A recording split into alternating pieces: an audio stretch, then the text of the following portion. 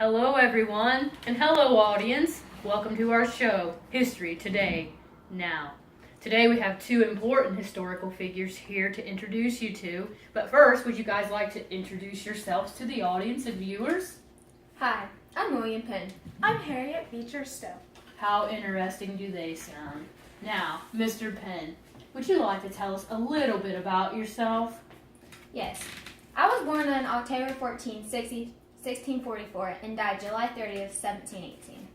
Now, of all the things that you are famous for, why don't you give a rundown of our most important and famous things that you've done? Well, I founded the province of Pennsylvania. I joined the Religious Society of Friends, or Quakers, at the age of 22. They refused to bow to any man or take up any arms.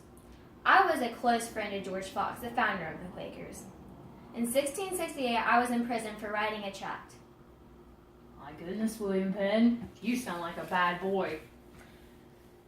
I was arrested again for preaching before a Quaker gathering. I later then was arrested for debt, and I died in 1718, penniless. Penniless? Does that mean you had no money? Yes, it does. I made a treaty with the Indians at Shocks and Moxon, so all in all, I'm a pretty cool guy. You do sound like a cool guy. Thank you, Mr. Penn. Now we'll turn our attention to Mrs. Stowe. Why don't you tell us a little, pardon my interruption, why don't you tell us a little bit about yourself? Well, I was born June 14th, 1811, and I died on July 1st, 1896. Now, of all the things that you are famous for, why don't you tell us some things that are very interesting about yourself? Well, I was the sixth of 11 children. 11 children? My goodness, your mother had a litter, didn't she? And I believe my purpose in life was to write. Writing sounds very interesting. My most famous work exposed the truth about the greatest social injustice of my day, human slavery.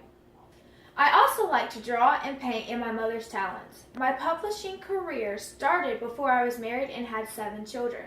You had 7 children yourself? Yeah. My, you had a litter also. I sketched scenes of the Mayflower and contracted with Bailey for a short story that paints a world picture of slavery. Now, did you say the Mayflower?